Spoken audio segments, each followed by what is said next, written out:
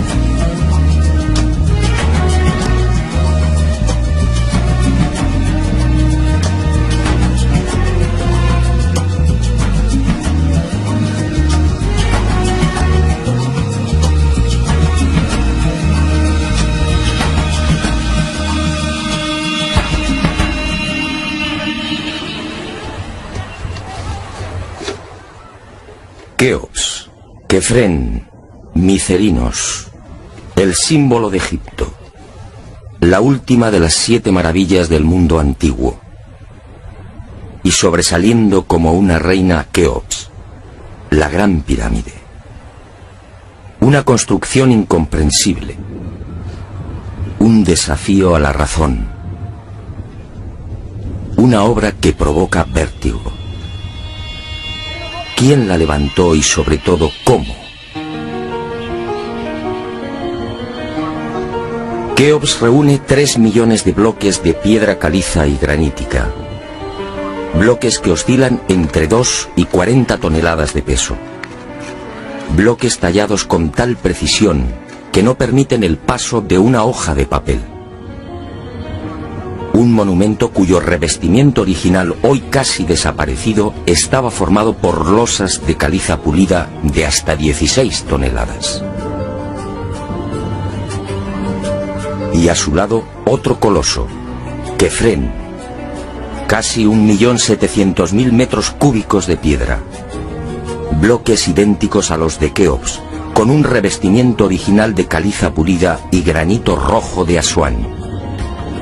En su base cabrían 7 campos de fútbol.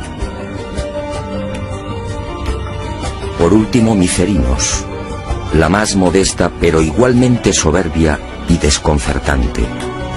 Su altura equivale a un edificio de 20 plantas.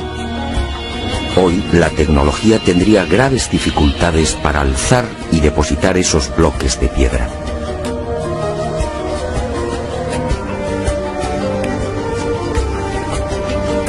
A la vista de estas mareantes cifras, el mundo se pregunta, ¿cómo lo hicieron? Para la arqueología oficial no hay duda. Las pirámides de Giza fueron obra de los faraones y se levantaron hace 4.600 años. Los bloques fueron trasladados desde las vecinas canteras de Tura y Mohatan, a escasos kilómetros del Cairo, y encajados en los respectivos monumentos mediante el uso de gigantescas rampas. Rampas, dice la arqueología, por las que miles de obreros empujaban los bloques con el auxilio de rodillos de madera.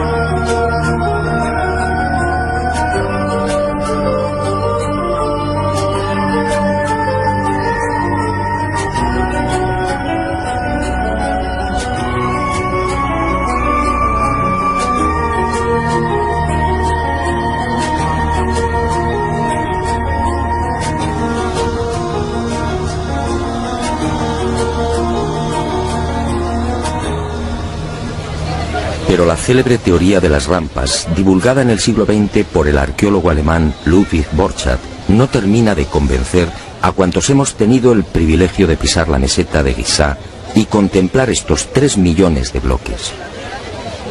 Y son dos las razones que ponen en entredicho la versión oficial.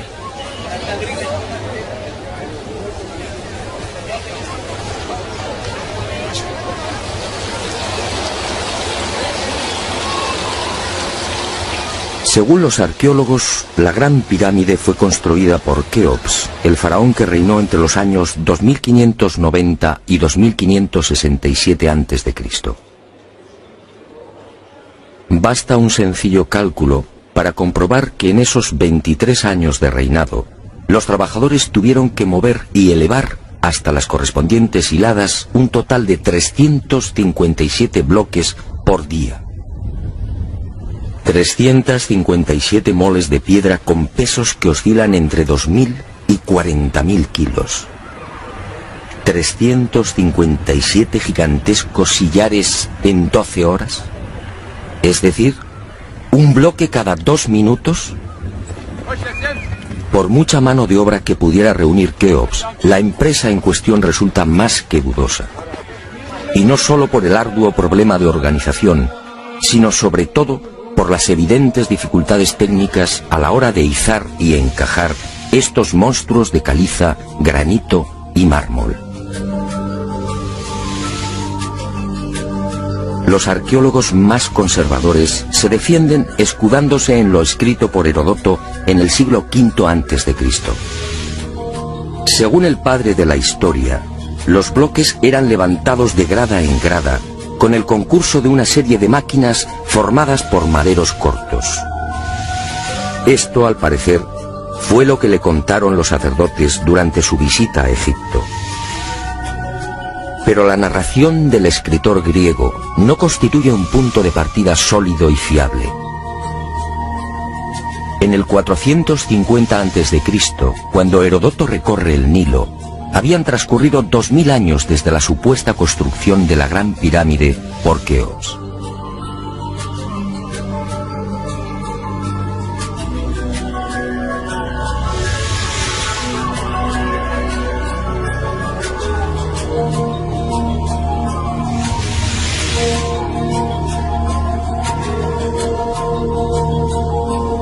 Heródoto no menciona las rampas, ni se atreve tampoco con el espinoso problema de los 357 bloques por día.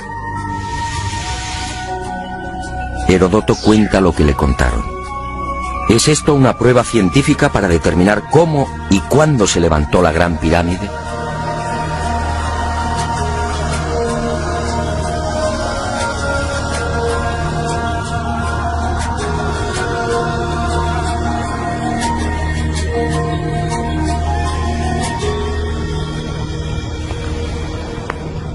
Pero existe una segunda razón de mayor calado que hace dudar de lo establecido por la arqueología. Hace 4.600 años, cuando los arqueólogos fijan la construcción de la Gran Pirámide, el valle del Nilo justamente despertaba al periodo neolítico.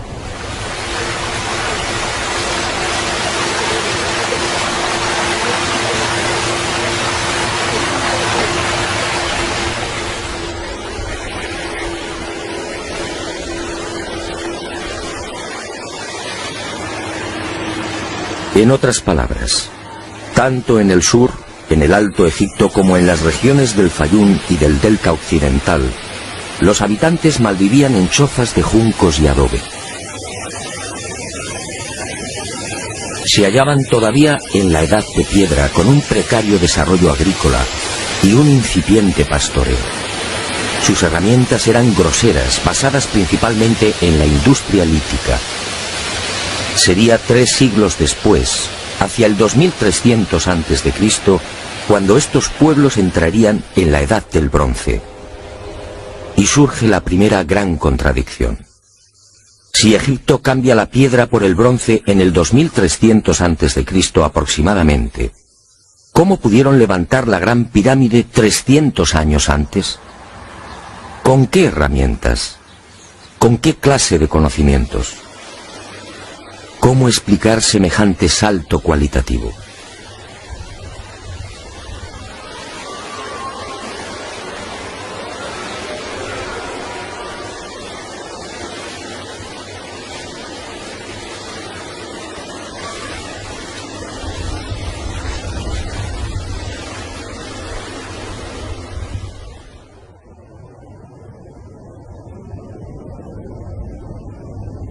Nadie en su sano juicio y con un mínimo de información puede aceptar que esta maravilla arquitectónica fuera obra de unas gentes primitivas que ni siquiera conocían la escritura.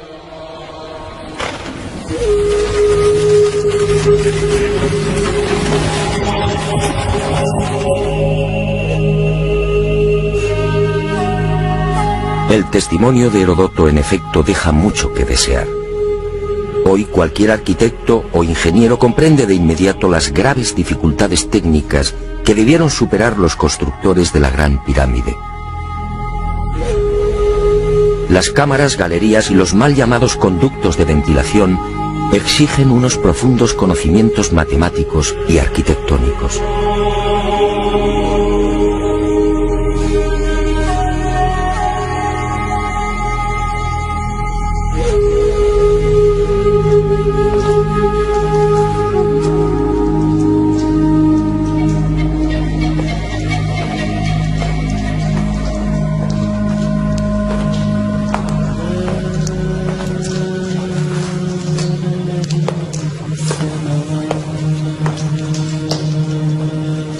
Basta echar un vistazo a las toscas herramientas con las que, según los arqueólogos, se construyeron las pirámides, para comprender que algo falla en esta historia.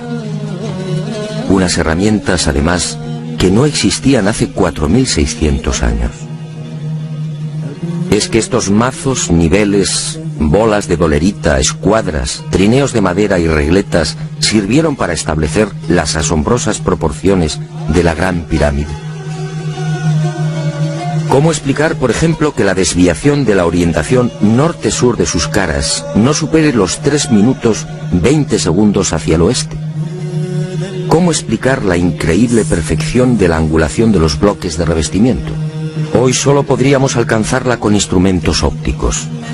¿Cómo entender que hace 4600 años aquellos pueblos neolíticos dispusieran ya de una medida tan perfecta como el codo? Como es sabido, solo en la era espacial se ha podido comprobar que el metro estaba mal medido. Su longitud en realidad es algo más de lo que siempre habíamos creído. El metro exacto tiene una longitud de 1.047. Pues bien, 2 codos egipcios equivalían exactamente a 1.047. El metro de la era espacial. ¿Cómo lo lograron? Pero las dudas y contradicciones no terminan ahí. Hasta el día de hoy nadie ha logrado explicar satisfactoriamente el sistema de iluminación utilizado a la hora de construir las pirámides. Las tradicionales antorchas no sirven. No hay restos de hollín en techos o paredes. En cuanto a la fórmula de los espejos, reflejando la luz solar hasta lo más profundo, tampoco resiste un análisis medianamente serio. El movimiento del Sol obligaría a los constructores a una penosa labor de permanente rectificación. Esa luz sería útil como mucho para las salas y galerías más próximas a la entrada.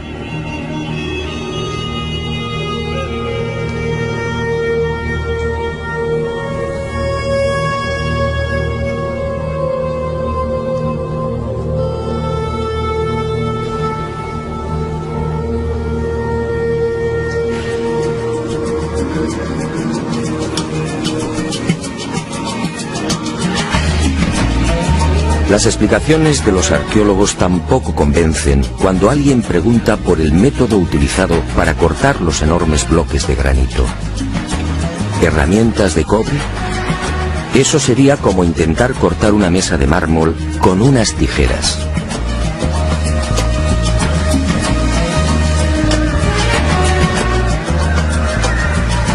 Y otro tanto sucede con el asombroso y enigmático pulido de los vasos de diorita y granito. ¿Qué clase de taladro utilizaban para que la cara interior ofrezca el mismo pulido que la exterior? ¿Cómo lo lograban si por las bocas de estos panzudos vasos no cabe siquiera la mano de un niño? Y otro detalle estremecedor. Al examinar el pulido de estos vasos y platos, los expertos han comprobado que a cada vuelta la presión ejercida era 500 veces mayor que la obtenida en la actualidad con los poderosos taladros de punta de diamante artificial. Y de nuevo la gran interrogante.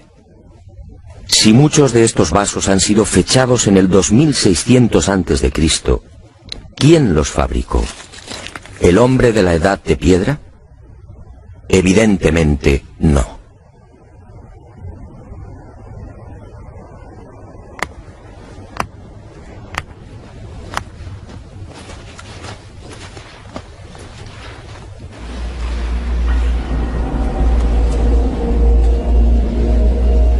¿Y quién fue capaz de un pulido como el que presenta el supuesto sarcófago de la pirámide de Keops? El acabado en el bloque de granito resulta imposible para un hombre del Neolítico. Mientras las esquinas aparecen absolutamente cuadradas, el índice de imperfección de la superficie del sarcófago no llega a 2/10 de pulgada. Es decir, la 10ª parte del espesor de un cabello humano. Esa perfección en el trabajo sobre la negra y dura diorita alcanza su máxima expresión en la estatua del citado faraón Kefren, hallada en el Templo del Valle, junto a la pirámide que lleva su nombre. El pulido de la misma es tal que solo cabe el silencio. Nadie sabe, nadie entiende cómo se logró semejante belleza hace 4500 años. ¿Y cómo explicar la técnica empleada para la ejecución de estas perforaciones? Son perfectamente visibles en muchos lugares del Egipto faraónico. Aquí, en la entrada real de la pirámide de Keops, tenemos una muestra. Para la arqueología no hay misterio. Estos orificios, dicen, se conseguían mediante la introducción en la piedra de un cilindro hueco, que al girar cortaba el granito. Pero al examinar la espiral grabada en el interior, algo no concuerda con la versión oficial. La distancia entre línea y línea es de 2.5 milímetros. Nosotros en la actualidad, utilizando taladros con punta de diamante artificial, solo podemos alcanzar 0.05 milímetros por vuelta.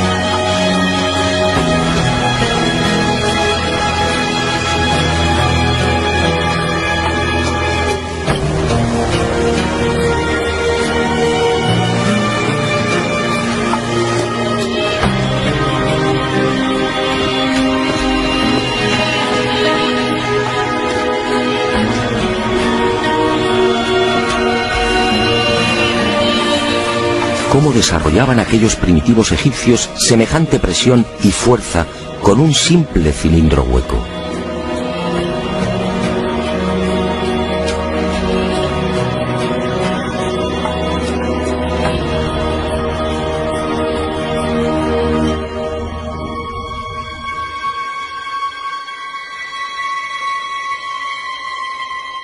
Y aunque algo posterior en el tiempo, también lo descubierto en la tumba de Tutankamón nos deja con la boca abierta.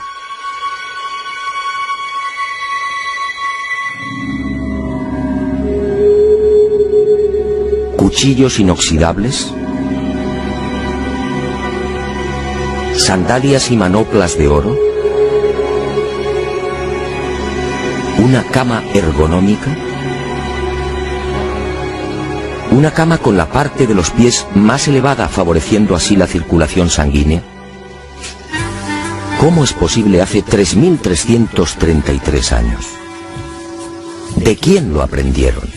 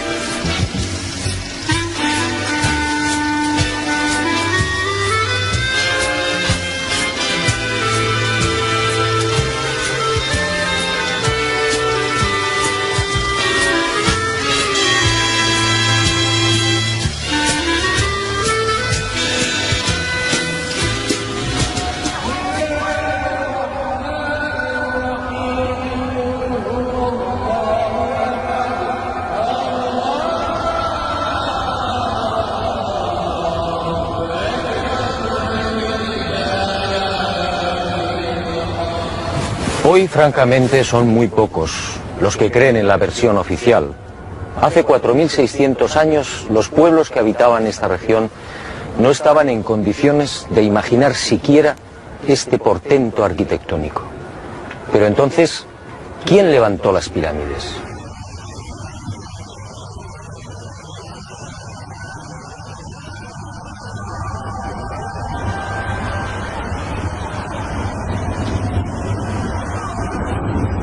Una primera pista aparece en esta estela de piedra. Una estela depositada en la sala 42 del Museo del Cairo y que muy pocos turistas se detienen a contemplar. La arqueología la denomina la estela del inventario. Se trata casi con seguridad de una copia de otro texto mucho más antiguo. En ella se lee un párrafo demoledor que deja sin argumentos a los arqueólogos. Dice así: el faraón Keops fundó la casa de Isis, señora de la pirámide, detrás de la casa de la Esfinge. ¿Señora de la pirámide?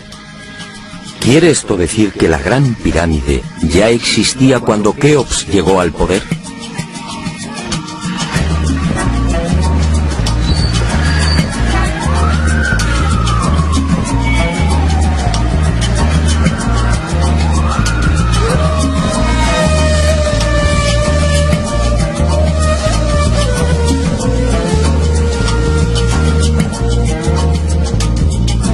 La segunda pista, mucho más espectacular, se encuentra a casi 3.000 kilómetros del Cairo. Y hacia allí nos dirigimos.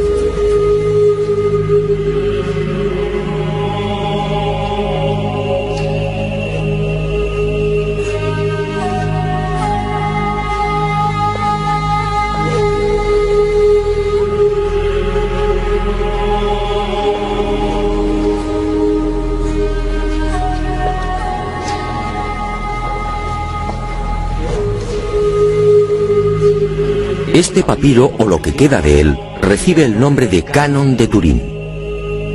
Fue descubierto en 1822 por el viajero italiano Bernardino Drobetti en la antigua ciudad egipcia de Tebas. El propio Champollion lo tradujo, concediéndole una singular importancia. Pero la arqueología ha preferido ignorarlo. Y no es de extrañar, a la vista de su contenido. Esta escritura hierática procede de la época del no menos célebre Ramsés II, entre los años 1290 y 1224 a.C. Para algunos, el faraón que persiguió a Moisés. En total, 160 fragmentos correspondientes a 11 hojas escritas hace 3200 años y en las que se lee una extraña lista de reyes. Una lista de reyes egipcios imposible para la ciencia. Imposible, sí, porque de aceptar lo manifestado en este documento arqueológico, la cronología faraónica se vendría abajo. ¿Y qué dice este papiro de 1,70 metros de longitud? Sencillamente que en un lejano pasado, Egipto fue gobernado por unos seres mitad hombres, mitad dioses, que recibían el nombre de Sen-Suhor, los compañeros de Horus. La lista de estos misteriosos reyes sitúa el primer gobierno en el Valle del Nilo, no durante el faraón Menes, hace 5000 años como afirma la arqueología, sino mucho más atrás en el tiempo, concretamente hace 11.000 años. Esta desconcertante y revolucionaria lista de reyes aparece ratificada en buena medida por otra historia igualmente despreciada por los arqueólogos. Me refiero a lo escrito por Manetón en el 240 a.C. Este sumo sacerdote recibió el encargo del faraón Ptolomeo II Filadelfo de escribir la historia de Egipto desde sus comienzos. Manetón tuvo acceso a la documentación depositada en el templo de On, en Heliópolis, y cumplió el trabajo. En los escasos fragmentos que se conservan de su obra, en especial en los recopilados por Eusebio, puede leerse algo insólito que, como decía, coincide en lo básico con lo relatado en el Canon de Turín. Según Manetón, antes de Menes, el primer faraón de la primera dinastía, Egipto fue gobernado por unos semidioses y también durante miles de años. El sumo sacerdote greco-egipcio no habla de los Sen-Suhor, pero la casualidad es más que sospechosa. ¿Quiénes eran los Sen-Suhor? ¿Por qué los califican de semidioses?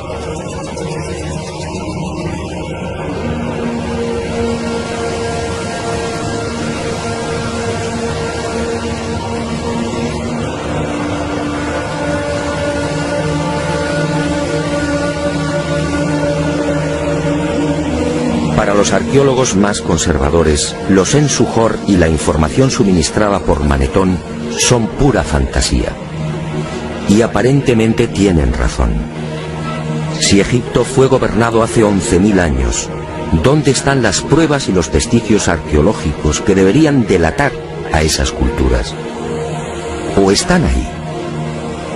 ¿No será que la arqueología no los quiere ver?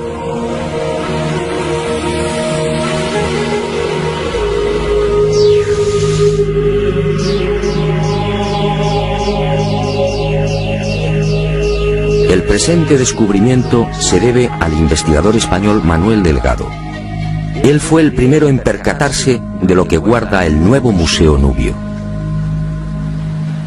Todo un hallazgo que ofrecemos en primicia y que una vez más nos hace dudar de la cronología oficial.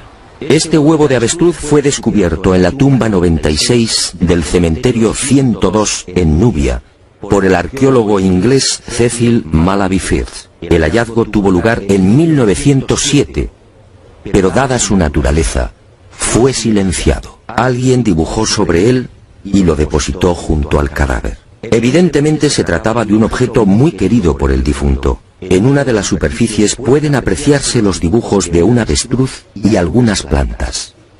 En la opuesta, ¡oh sorpresa!, otra escena imposible: el curso del río Nilo y las siluetas de unas construcciones muy familiares: las 3 pirámides de la meseta de Giza. El hallazgo de este huevo de avestruz no tendría mayor importancia, de no ser por un pequeño gran detalle. Según los investigadores, los restos humanos de la citada tumba 96 se remontan a la cultura Nagada I, es decir, alrededor de 7.000 años. 7.000 años. Algo en efecto no cuadra.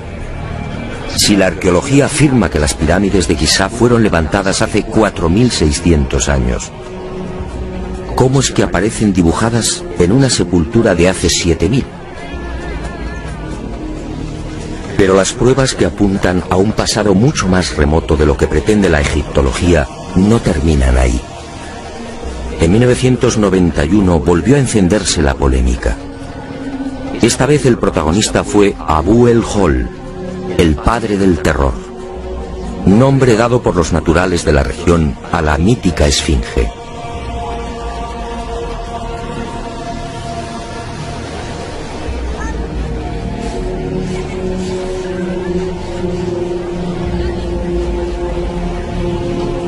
La esfinge, otro monumento emblemático de Egipto construido según la arqueología por el faraón Kefren hace 4.500 años.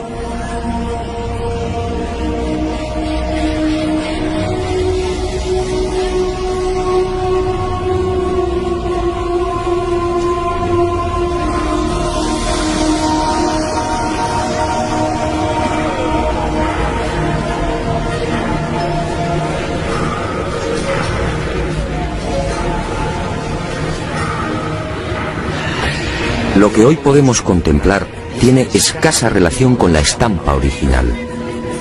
En el pasado se hallaba totalmente pintada. El cuerpo de león en rojo y el tocado de la cabeza en azul, con rayas horizontales en amarillo. Portaba una barba postiza y por delante de esa barba aparecía una estatua a tamaño natural. Durante la invasión de los mamelucos, la esfinge fue cañoneada y la nariz destrozada. 4.500 años. ¿Por qué la arqueología sitúa la construcción de la esfinge en esa época?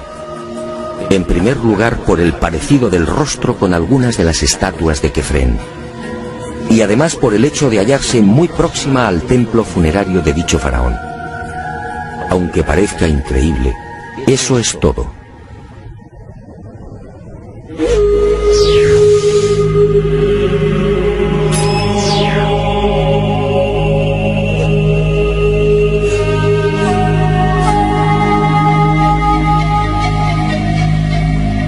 Y en 1991, como decía, los arqueólogos fueron arrinconados de nuevo contra las cuerdas. Un equipo de la Universidad de Boston, dirigido por el geólogo Robert Scott, dio a conocer un estudio que retrasaba la construcción de la esfinge en varios miles de años. Mediante la utilización de ondas sonoras y micrófonos especiales, los geólogos norteamericanos exploraron las rocas que forman parte de la esfinge. El resultado fue asombroso.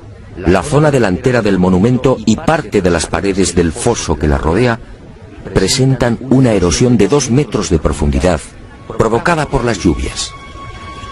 En la época de Kefren, supuesto constructor de la esfinge, esta región era un desierto. La única explicación a esa erosión acuática hay que buscarla en un clima especialmente húmedo, entre el 5000 y el 7000 a.C.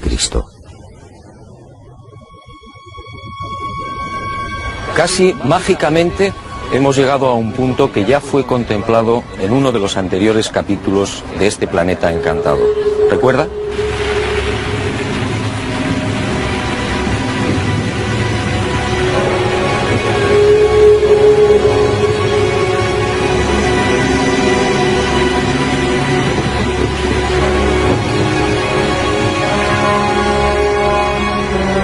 Al hablar del Gran Jardín, pudimos comprobar cómo todo el norte de África, hace unos 12.000 años aproximadamente, se vio sometido a un dramático cambio climático.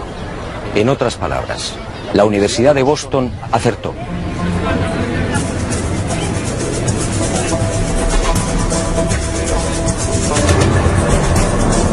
Fue a partir de esa época, hace ahora unos 8000 años, cuando los monzones perdieron fuerza y el Sáhara entró en un lento pero progresivo proceso de desertización. Y fue justamente hace 4500 años, cuando la arqueología fija el momento de la construcción de la Esfinge, cuando estas tierras fueron definitivamente abandonadas por las lluvias. Kefren, por tanto, no pudo levantar la Esfinge. Como mucho, quizá la restauró. El padre del terror estaba aquí desde mucho antes. La huella de las torrenciales lluvias registradas en el llamado Gran Húmedo Holocénico es incuestionable. Y algo similar vino a suceder con el investigador Robert Bauval. 20 años antes, este ingeniero egipcio se atrevió a difundir una hipótesis que conmocionó a los seguidores y amantes del Egipto faraónico. Para Bauval, las pirámides de Giza no son construcciones aisladas. Las tres forman parte de un plan unificado minuciosamente diseñado. Y para irritación de los arqueólogos más conservadores, formuló una teoría que volvía a poner en tela de juicio la ya desacreditada cronología oficial. La tesis de Bauval es conocida como la correlación de Orión, es decir, el asombroso parecido en la disposición de Keos, Kefren y Micerinos respecto a las tres estrellas que forman el cinturón de Orión.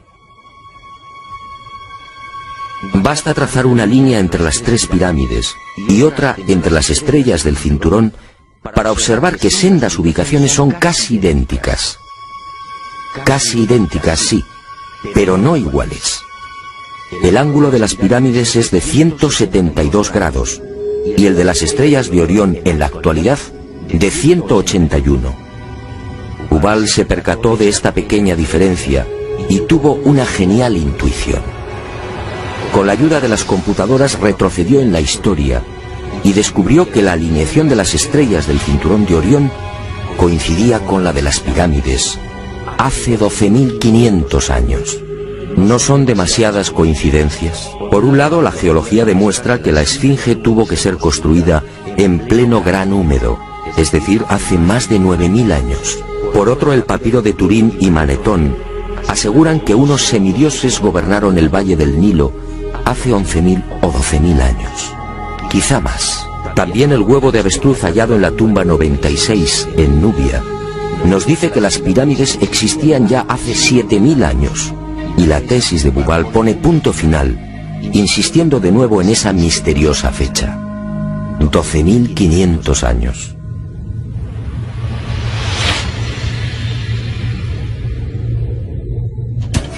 Si tres indicios constituyen una prueba, ¿qué podemos pensar cuando al menos se contabilizan 5? 5 indicios, sí, de momento.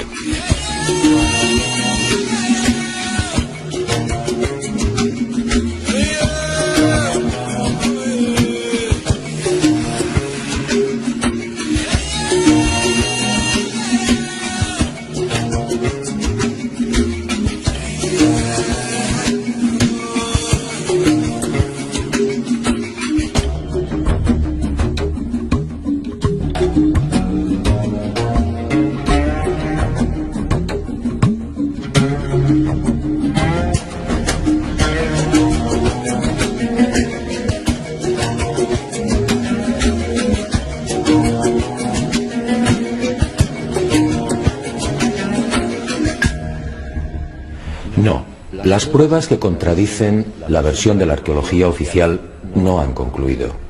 ¿Recuerda usted esta pintura? Fue descubierta en el Tassili argelino. Según los arqueólogos, tiene una antigüedad aproximada de 5.500 años, probablemente mucho más. Se trata, en mi opinión, de un carro egipcio. Pero ¿cómo es posible? ¿Un carro egipcio a 2.500 kilómetros del Nilo?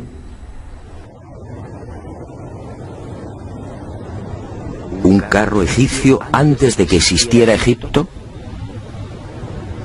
Si la arqueología dice que el primer faraón de la primera dinastía empezó a reinar 4.920 años antes del presente, ¿cómo explicamos esta pintura, datada mucho antes? No fue la única. En mis investigaciones por el Sáhara pude descubrir cientos de ellas. En 1982 una síntesis de los trabajos de Henry Lott sacaba a la luz un total de 600 carros pintados o grabados. A estos hay que sumar otros 400, distribuidos por Mauritania, Marruecos, Argelia, Libia, Mali y Níger. Más de 1000 carros pintados o grabados a 2000, 3000 y 5000 kilómetros del Nilo. ¡Qué extraño! Carros y conductores típicamente egipcios. Perfiles, tocados y vestiduras son elocuentes. Carros y personajes egipcios en el corazón del Sáhara. Cuando interrogué a los arqueólogos, la mayoría se encogió de hombros. A decir verdad, estas pinturas no son cómodas. Algunas han sido fechadas en una época en la que, según la arqueología, carros y caballos no habían hecho acto de presencia en Egipto. Otras, como las del Tassili o el Fesán libio, son mucho más escandalosas. Los análisis de las sustancias orgánicas contenidas en los pigmentos han sido desconcertantes. 6000, 8000 y hasta 9000 años de antigüedad.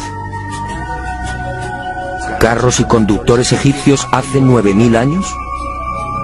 Y casi sin querer, a la vista de estos documentos pictóricos, la memoria vuelve a poner en pie los hallazgos de la Universidad de Boston, el papiro de Turín, la historia narrada por Manetón, las pirámides pintadas en el huevo de avestruz o el descubrimiento de Bubal. Naturalmente, para la arqueología, estas pinturas y grabados no tienen sentido. El caballo y los carros, dicen, entraron en Egipto hacia el 1700 a.C. Y lo hicieron con la invasión de los Hicsos, un pueblo procedente de la Alta Siria que gobernó la mitad oriental del delta. Nuevo y grave error de la arqueología. El caballo y los carros, como demuestran estas pinturas y grabados, ya existían en el Sáhara mucho antes de la XIII dinastía. Otra cuestión es que no quieran reconocerlo, y es comprensible. Si los egipcios y su cultura proceden del Sáhara, ¿en qué queda la supuesta hegemonía del Egipto faraónico?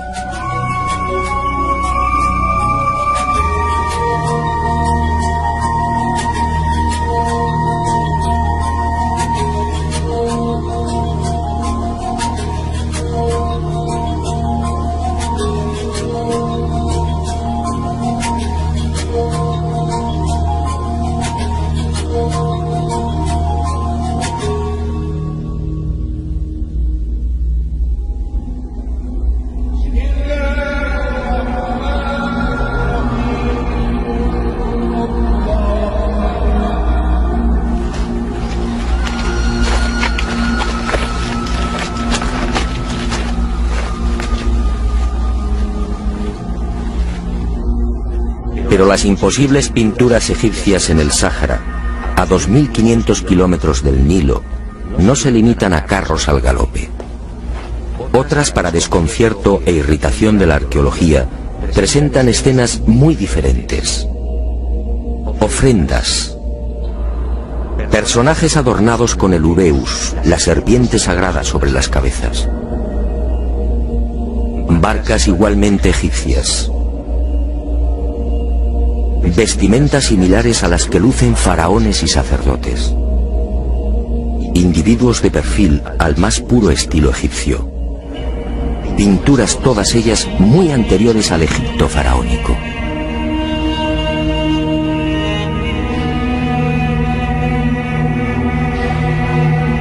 ¿Barcas egipcias en pleno desierto?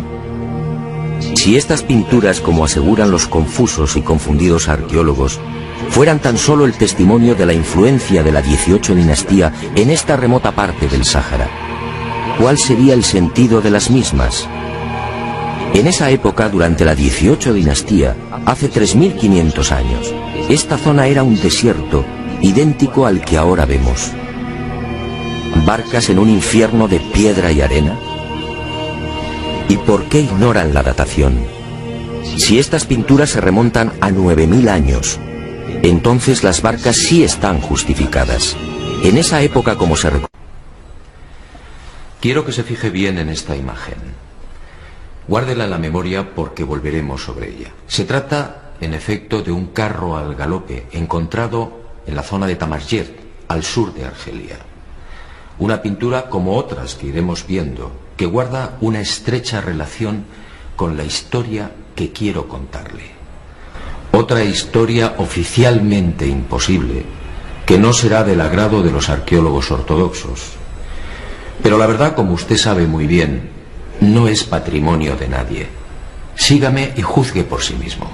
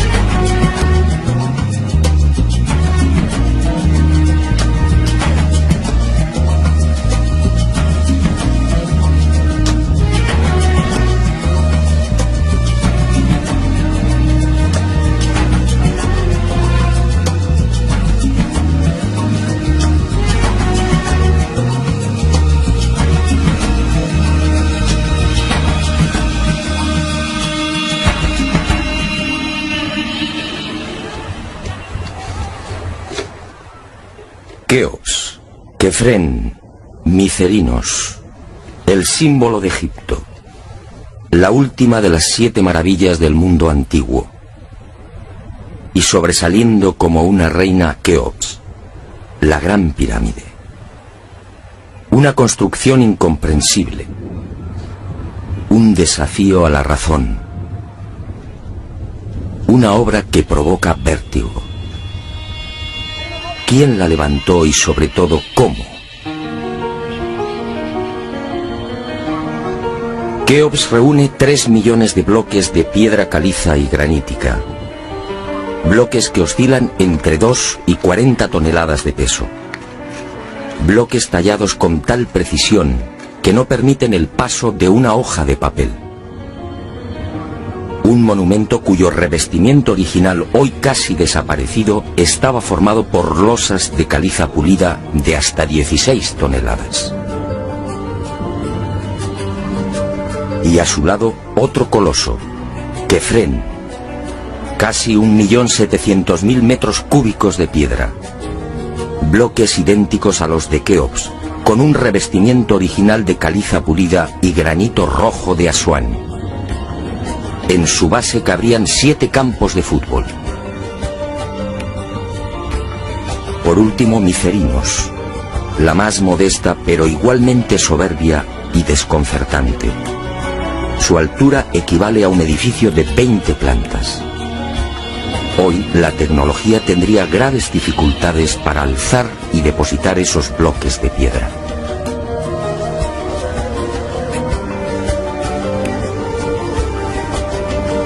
A la vista de estas mareantes cifras, el mundo se pregunta, ¿cómo lo hicieron? Para la arqueología oficial no hay duda. Las pirámides de Giza fueron obra de los faraones y se levantaron hace 4.600 años.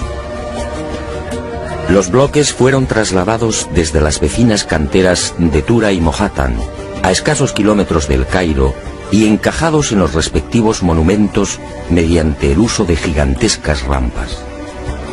Rampas, dice la arqueología, por las que miles de obreros empujaban los bloques con el auxilio de rodillos de madera.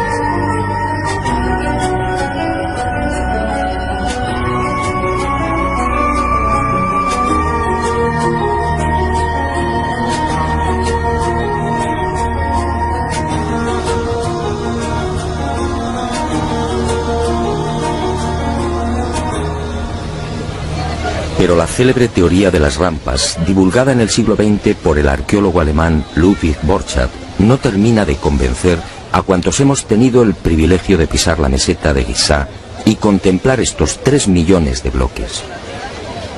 Y son dos las razones que ponen en entredicho la versión oficial.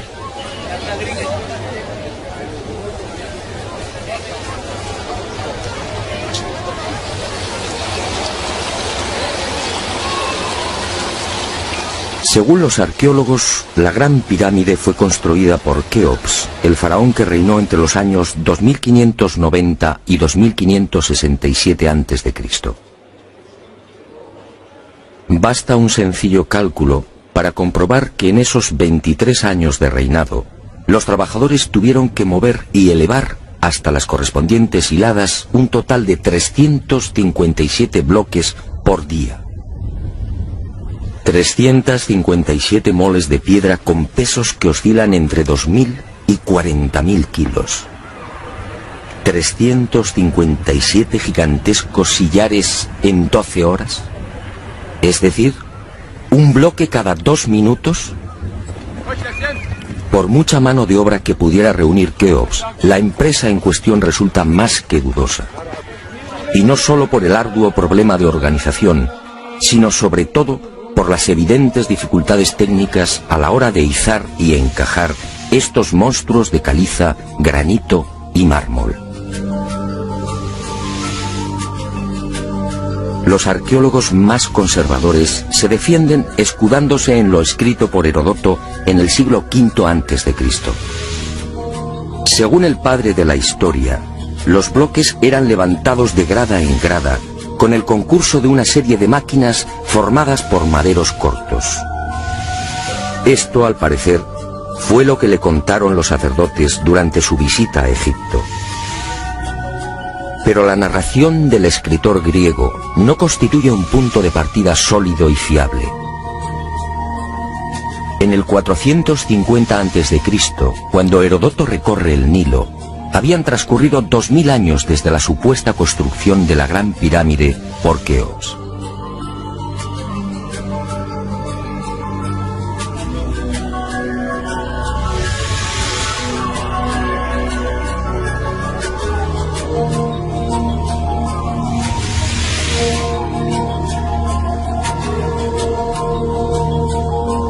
Heródoto no menciona las rampas, ni se atreve tampoco con el espinoso problema de los 357 bloques por día. Heródoto cuenta lo que le contaron. ¿Es esto una prueba científica para determinar cómo y cuándo se levantó la Gran Pirámide?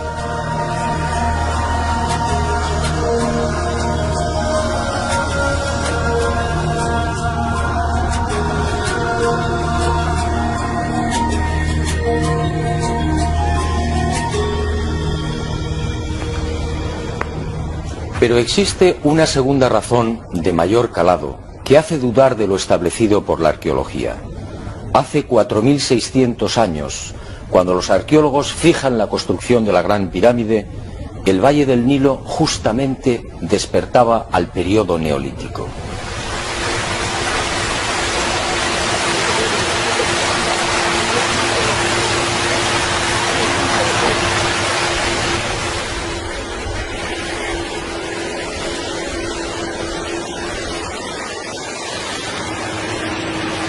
En otras palabras, tanto en el sur, en el Alto Egipto, como en las regiones del Fayum y del Delta Occidental, los habitantes malvivían en chozas de juncos y adobe.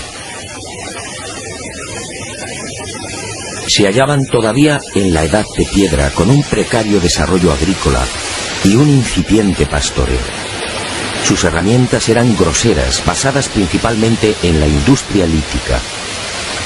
Sería 3 siglos después, hacia el 2300 a.C., cuando estos pueblos entrarían en la Edad del Bronce. Y surge la primera gran contradicción. Si Egipto cambia la piedra por el bronce en el 2300 a.C.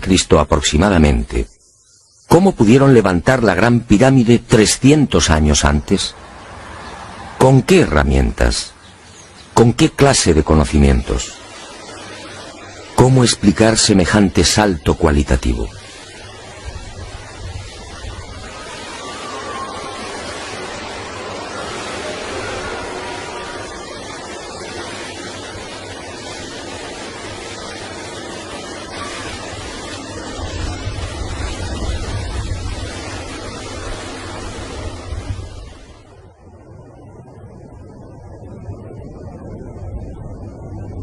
Nadie en su sano juicio y con un mínimo de información puede aceptar que esta maravilla arquitectónica fuera obra de unas gentes primitivas que ni siquiera conocían la escritura.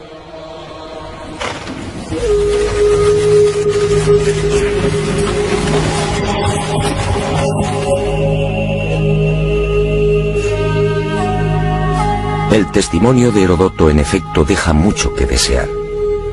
Hoy cualquier arquitecto o ingeniero comprende de inmediato las graves dificultades técnicas que debieron superar los constructores de la Gran Pirámide. Las cámaras, galerías y los mal llamados conductos de ventilación exigen unos profundos conocimientos matemáticos y arquitectónicos.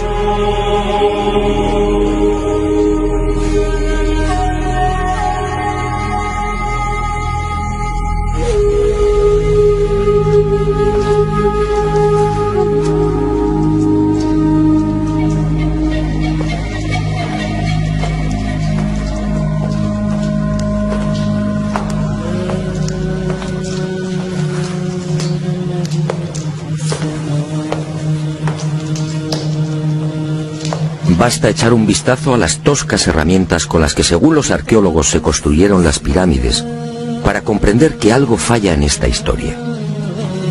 Unas herramientas, además, que no existían hace 4600 años. Es que estos mazos, niveles, bolas de dolerita, escuadras, trineos de madera y regletas sirvieron para establecer las asombrosas proporciones de la Gran Pirámide.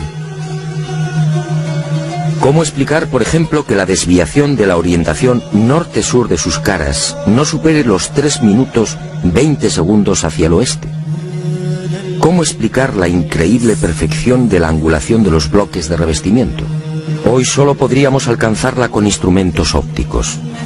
¿Cómo entender que hace 4600 años aquellos pueblos neolíticos dispusieran ya de una medida tan perfecta como el codo? Como es sabido, solo en la era espacial se ha podido comprobar que el metro estaba mal medido. Su longitud en realidad es algo más de lo que siempre habíamos creído. El metro exacto tiene una longitud de 1.047. Pues bien, 2 codos egipcios equivalían exactamente a 1.047.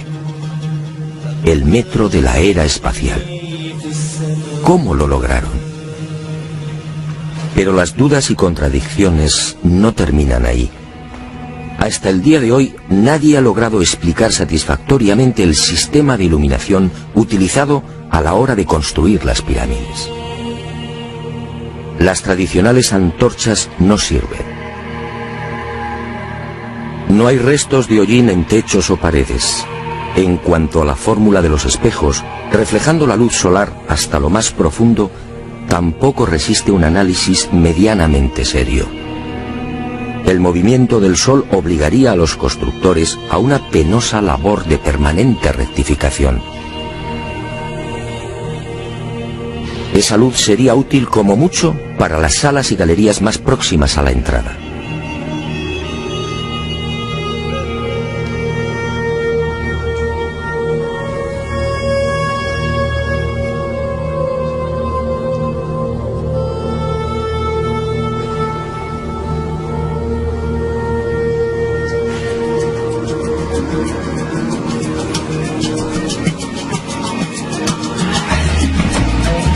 Las explicaciones de los arqueólogos tampoco convencen cuando alguien pregunta por el método utilizado para cortar los enormes bloques de granito.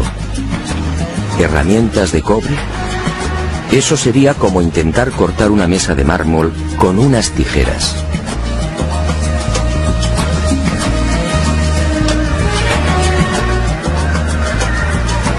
Y otro tanto sucede con el asombroso y enigmático pulido de los vasos de diorita y granito. ¿Qué clase de taladro utilizaban para que la cara interior ofrezca el mismo pulido que la exterior? ¿Cómo lo lograban si por las bocas de estos panzudos vasos no cabe siquiera la mano de un niño? Y otro detalle estremecedor. Al examinar el pulido de estos vasos y platos, los expertos han comprobado que a cada vuelta la presión ejercida era 500 veces mayor que la obtenida en la actualidad con los poderosos taladros de punta de diamante artificial. Y de nuevo la gran interrogante. Si muchos de estos vasos han sido fechados en el 2600 a.C., ¿quién los fabricó? ¿El hombre de la edad de piedra? Evidentemente no.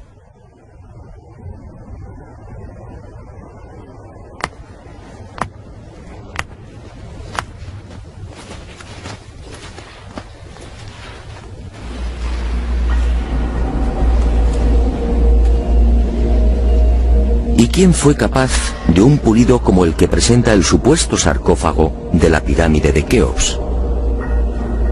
El acabado en el bloque de granito resulta imposible para un hombre del Neolítico. Mientras las esquinas aparecen absolutamente cuadradas, el índice de imperfección de la superficie del sarcófago no llega a 2/10 de pulgada.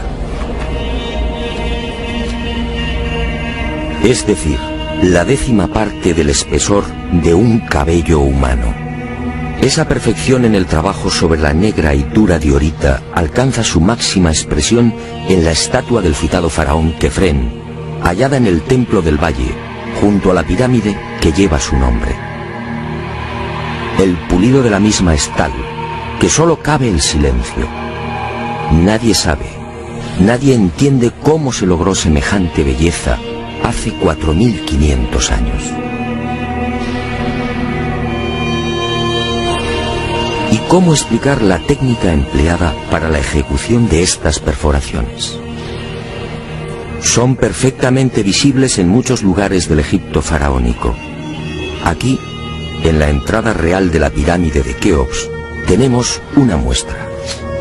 Para la arqueología no hay misterio. Estos orificios, dicen, se conseguían mediante la introducción en la piedra de un cilindro hueco que al girar cortaba el granito.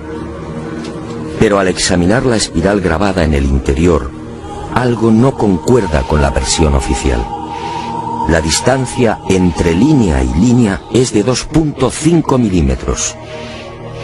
Nosotros en la actualidad, utilizando taladros con punta de diamante artificial, solo podemos alcanzar 0.05 milímetros por vuelta.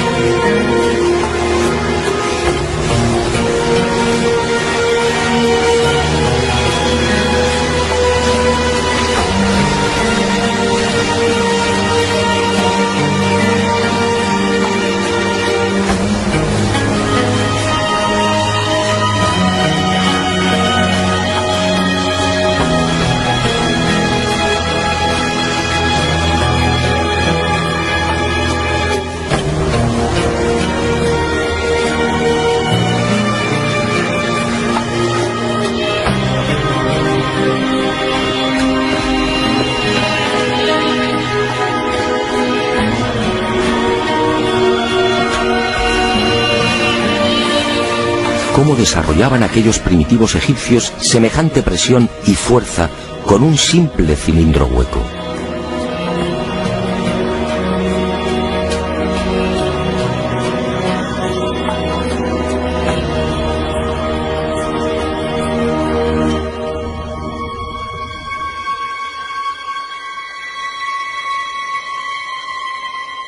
Y aunque algo posterior en el tiempo, también lo descubierto en la tumba de Tutankamón nos deja con la boca abierta.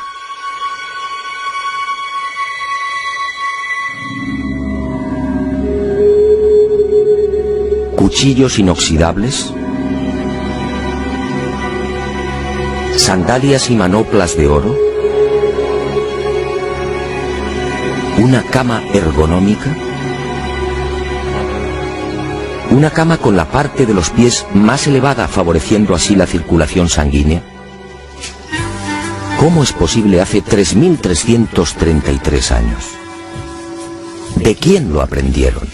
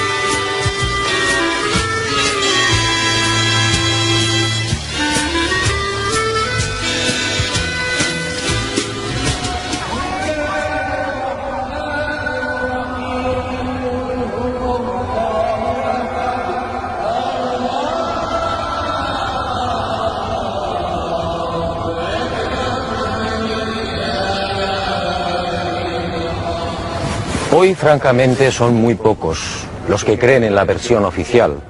Hace 4.600 años, los pueblos que habitaban esta región no estaban en condiciones de imaginar siquiera este portento arquitectónico. Pero entonces, ¿quién levantó las pirámides?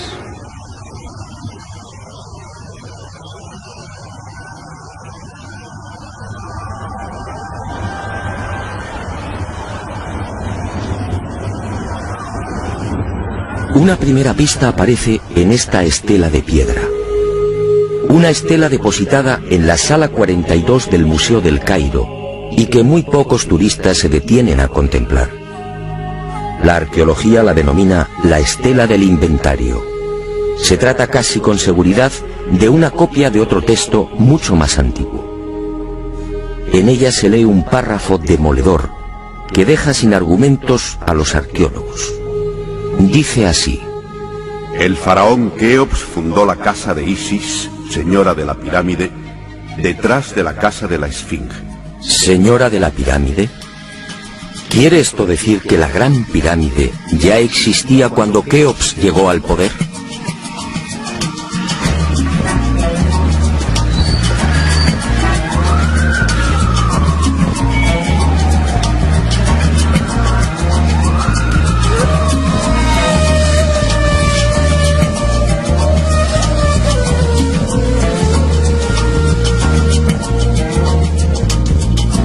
La segunda pista, mucho más espectacular, se encuentra a casi 3.000 kilómetros del Cairo.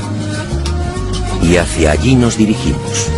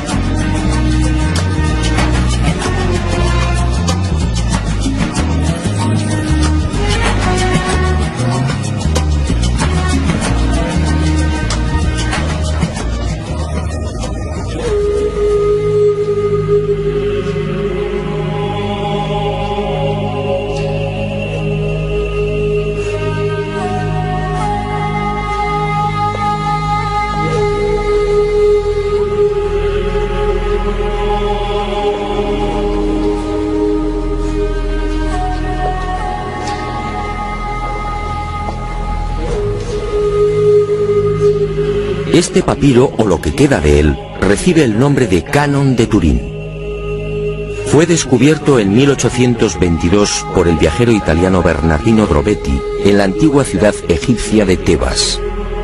El propio Champollion lo tradujo, concediéndole una singular importancia. Pero la arqueología ha preferido ignorarlo. Y no es de extrañar a la vista de su contenido. Esta escritura hierática procede de la época del no menos célebre Ramsés II, entre los años 1290 y 1224 a.C. Para algunos, el faraón que persiguió a Moisés. En total 160 fragmentos correspondientes a 11 hojas escritas hace 3200 años y en las que se lee una extraña lista de reyes. Una lista de reyes egipcios imposible para la ciencia. Imposible, sí, porque de aceptar lo manifestado en este documento arqueológico, la cronología faraónica se vendría abajo. ¿Y qué dice este papiro de 1,70 metros de longitud? Sencillamente que en un lejano pasado, Egipto fue gobernado por unos seres mitad hombres, mitad dioses, que recibían el nombre de Sensuhor, los compañeros de Horus. La lista de estos misteriosos reyes sitúa el primer gobierno en el Valle del Nilo, no durante el faraón Menes hace 5000 años como afirma la arqueología, sino mucho más atrás en el tiempo, concretamente hace 11.000 años. Esta desconcertante y revolucionaria lista de reyes aparece ratificada en buena medida por otra historia igualmente despreciada por los arqueólogos. Me refiero a lo escrito por Manetón en el 240 a.C. Este sumo sacerdote recibió el encargo del faraón Ptolomeo II Filadelfo de escribir la historia de Egipto desde sus comienzos. Manetón tuvo acceso a la documentación depositada en el templo de On, en Heliópolis, y cumplió el trabajo. En los escasos fragmentos que se conservan de su obra, en especial en los recopilados por Eusebio, puede leerse algo insólito que, como decía, coincide en lo básico con lo relatado en el Canon de Turín.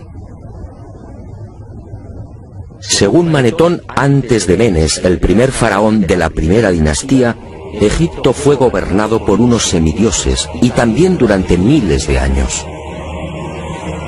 El sumo sacerdote greco-egipcio no habla de los Sensuhor, pero la casualidad es más que sospechosa. ¿Quiénes eran los Sensuhor? ¿Por qué los califican de semidioses?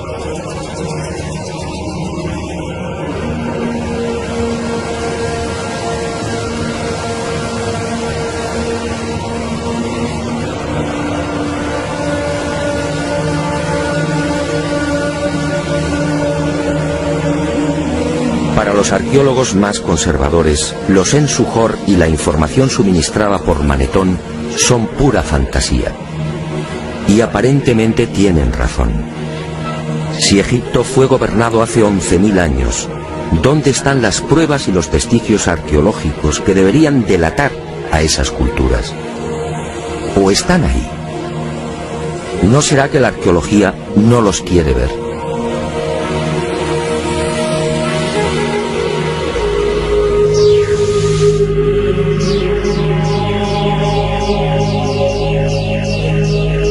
El presente descubrimiento se debe al investigador español Manuel Delgado. Él fue el primero en percatarse de lo que guarda el nuevo Museo Nubio. Todo un hallazgo que ofrecemos en primicia y que una vez más nos hace dudar de la cronología oficial. Este huevo de avestruz fue descubierto en la tumba 96 del cementerio 102 en Nubia por el arqueólogo inglés Cecil Malaby Firth. El hallazgo tuvo lugar en 1907, pero dada su naturaleza, fue silenciado. Alguien dibujó sobre él y lo depositó junto al cadáver. Evidentemente se trataba de un objeto muy querido por el difunto. En una de las superficies pueden apreciarse los dibujos de un avestruz y algunas plantas. En la opuesta, oh sorpresa, otra escena imposible: el curso del río Nilo y las siluetas de unas construcciones muy familiares. Las 3 pirámides de la meseta de Giza. El hallazgo de este huevo de avestruz no tendría mayor importancia, de no ser por un pequeño gran detalle. Según los investigadores, los restos humanos de la citada tumba 96 se remontan a la cultura Nagada I, es decir, alrededor de 7000 años. 7000 años. Algo en efecto no cuadra.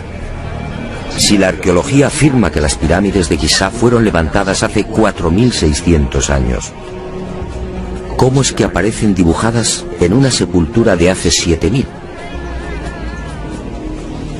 Pero las pruebas que apuntan a un pasado mucho más remoto de lo que pretende la egiptología no terminan ahí. En 1991 volvió a encenderse la polémica. Esta vez el protagonista fue Abu el-Hol, el padre del terror, nombre dado por los naturales de la región a la mítica esfinge.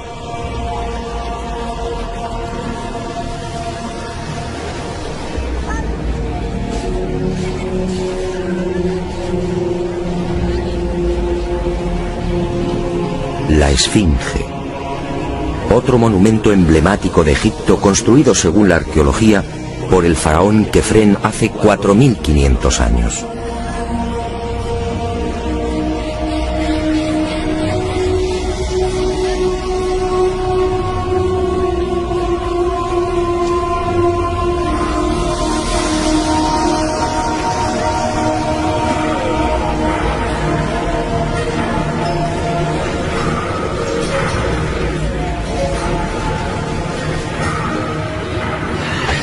Lo que hoy podemos contemplar tiene escasa relación con la estampa original.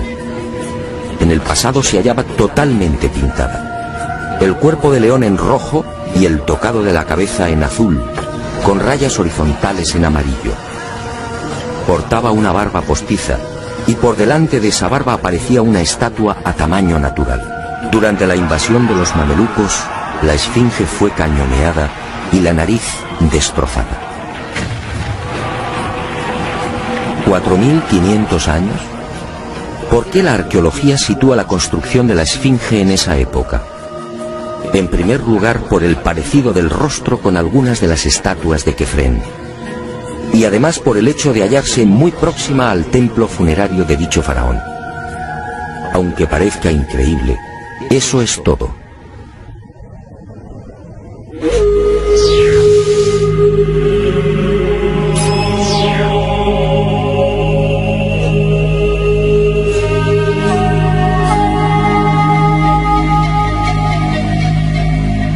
Y en 1991, como decía, los arqueólogos fueron arrinconados de nuevo contra las cuerdas. Un equipo de la Universidad de Boston, dirigido por el geólogo Robert Scott, dio a conocer un estudio que retrasaba la construcción de la esfinge en varios miles de años. Mediante la utilización de ondas sonoras y micrófonos especiales, los geólogos norteamericanos exploraron las rocas que forman parte de la esfinge. El resultado fue asombroso.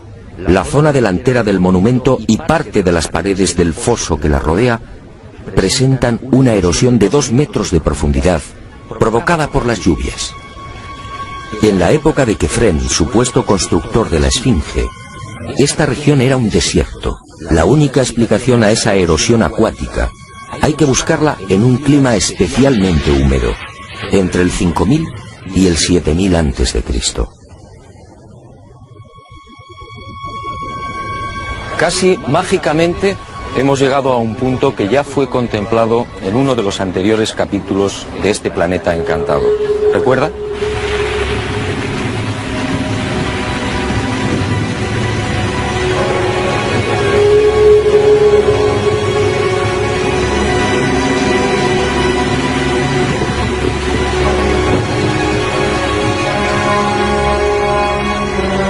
Al hablar del Gran Jardín, pudimos comprobar cómo todo el norte de África hace unos 12.000 años aproximadamente se vio sometido a un dramático cambio climático. En otras palabras, la Universidad de Boston acertó.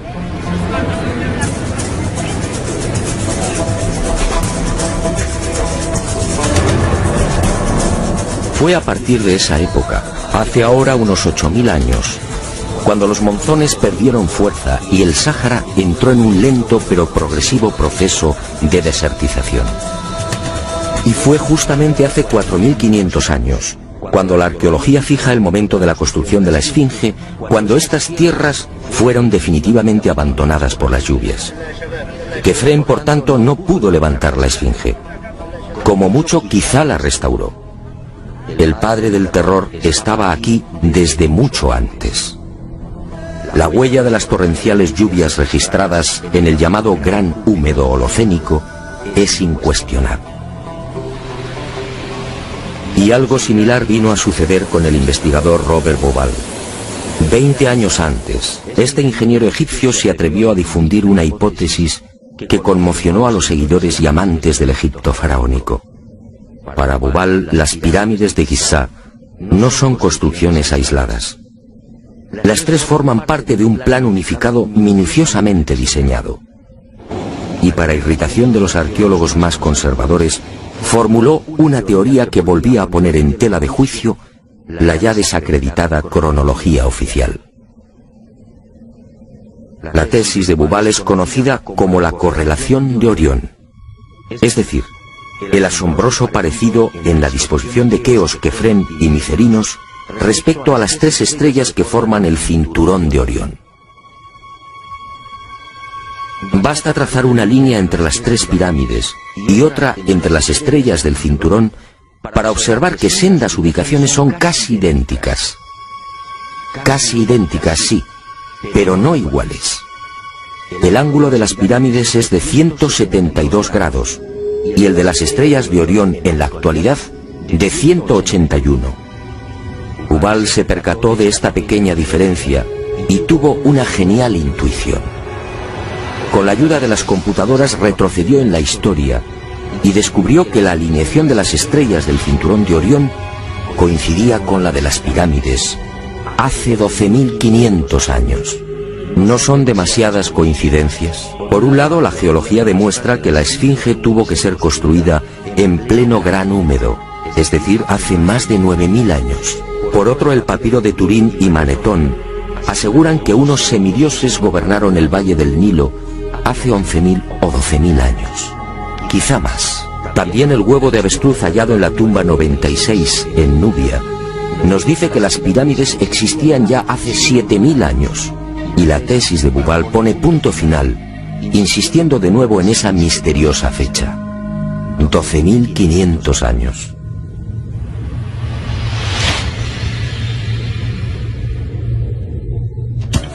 Si tres indicios constituyen una prueba, ¿qué podemos pensar cuando al menos se contabilizan 5? 5 indicios, sí, de momento.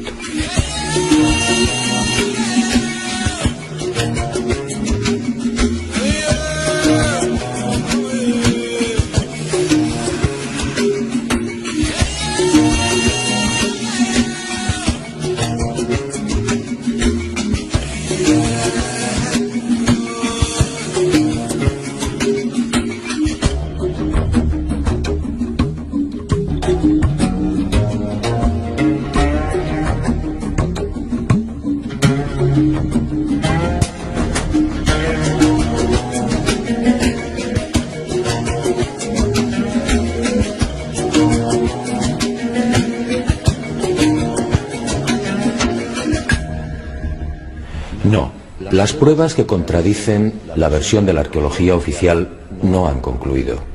¿Recuerda usted esta pintura? Fue descubierta en el Tassili argelino. Según los arqueólogos, tiene una antigüedad aproximada de 5.500 años, probablemente mucho más. Se trata, en mi opinión, de un carro egipcio. Pero ¿cómo es posible? ¿Un carro egipcio a 2.500 kilómetros del Nilo?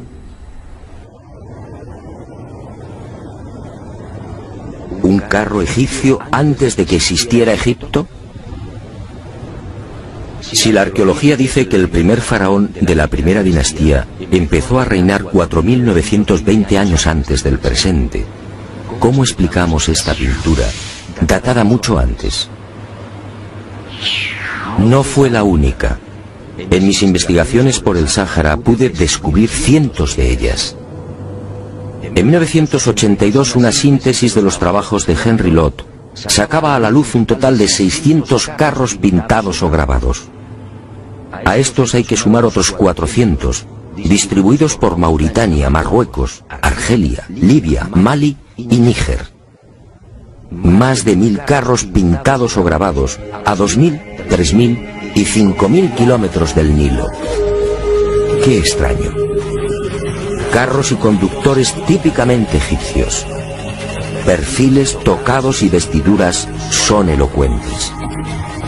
Carros y personajes egipcios en el corazón del Sáhara. Cuando interrogué a los arqueólogos, la mayoría se encogió de hombros. A decir verdad, estas pinturas no son cómodas. Algunas han sido fechadas en una época en la que, según la arqueología, carros y caballos no habían hecho acto de presencia en Egipto. Otras, como las del Tassili o el Fesán libio, son mucho más escandalosas.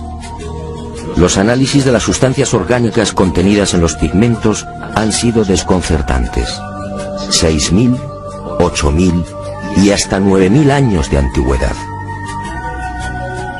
¿Carros y conductores egipcios hace 9000 años? Y casi sin querer, a la vista de estos documentos pictóricos, la memoria vuelve a poner en pie los hallazgos de la Universidad de Boston, el papiro de Turín, la historia narrada por Manetón, las pirámides pintadas en el huevo de avestruz o el descubrimiento de Bubal. Naturalmente, para la arqueología, estas pinturas y grabados no tienen sentido. El caballo y los carros, dicen, entraron en Egipto hacia el 1700 a.C. Y lo hicieron con la invasión de los Hicsos, un pueblo procedente de la Alta Siria que gobernó la mitad oriental del delta. Nuevo y grave error de la arqueología. El caballo y los carros, como demuestran estas pinturas y grabados, ya existían en el Sáhara mucho antes de la XIII dinastía. Otra cuestión es que no quieran reconocerlo. Y es comprensible. Si los egipcios y su cultura proceden del Sáhara, ¿en qué queda la supuesta hegemonía del Egipto faraónico?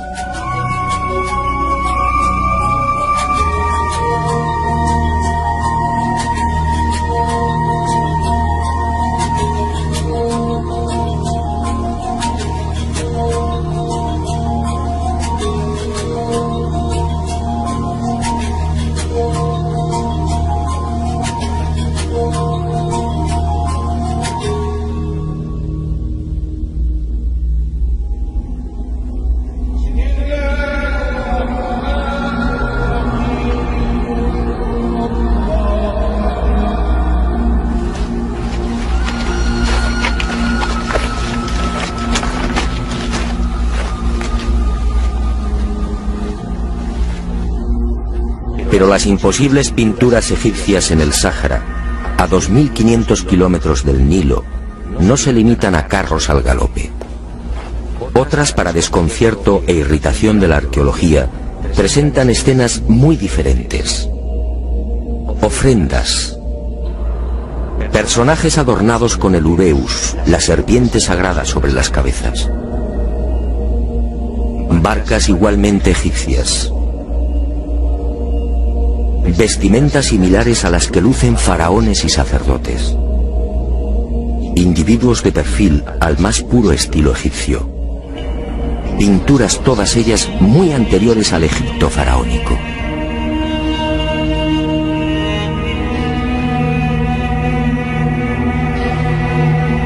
¿Barcas egipcias en pleno desierto?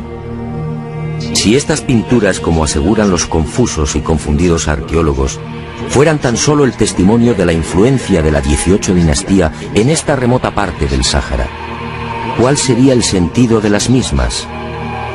En esa época, durante la 18 dinastía, hace 3500 años, esta zona era un desierto idéntico al que ahora vemos. ¿Barcas en un infierno de piedra y arena? ¿Y por qué ignoran la datación? Si estas pinturas se remontan a 9000 años, entonces las barcas sí están justificadas. En esa época, como se recordará, el Sáhara era un jardín, con ríos tan anchos y caudalosos como el actual Amazonas. Pero las extrañas coincidencias van más allá. En esta tumba, a lo largo de más de 120 metros, hace 3100 años, Ramsés III mandó pintar lo que se conoce como el Libro de las Puertas, una especie de cartografía del más allá, una síntesis de la religión del inframundo, la religión del río infernal, la religión que partió del Sáhara y que posteriormente, con las migraciones, apareció entre los guanches, los íberos y los etruscos. ¿Casualidad? ¿Y qué decir de los cientos de representaciones de la vaca sagrada Hathor, del buey Apis o del carnero Amón, todos egipcios con el disco solar entre los cuernos?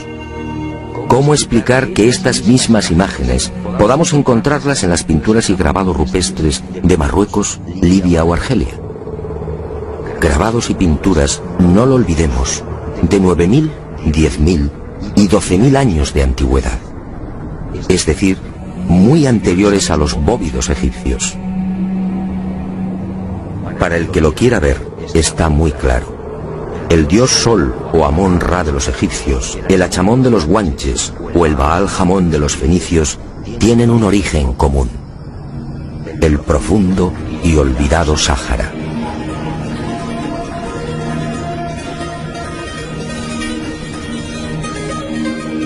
Puede que Herodoto y Diodoro de Sicilia tuvieran razón. Egipto, el Egipto faraónico, fue obra de los dioses. Ha llegado el momento de ser valiente. Para mí, hace 9.000 o 10.000 años, quizá más, alguien no humano descendió en el gran jardín, en el Sáhara Azul, y puso en marcha una gran cultura. Una civilización intuida en una lengua, una religión y unas costumbres comunes.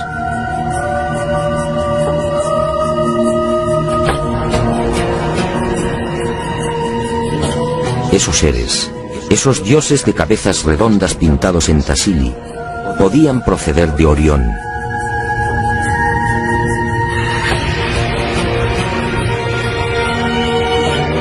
Y ellos, o sus descendientes, levantaron estas magníficas e imposibles construcciones.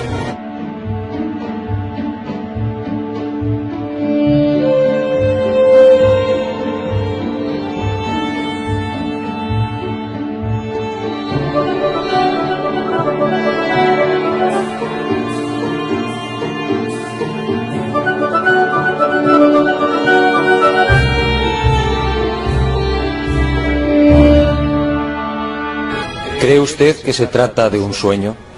Schopenhauer decía que toda verdad, al nacer, es ridiculizada y perseguida. Demos tiempo al tiempo. Algún día el hombre se verá obligado a escribir de nuevo la historia.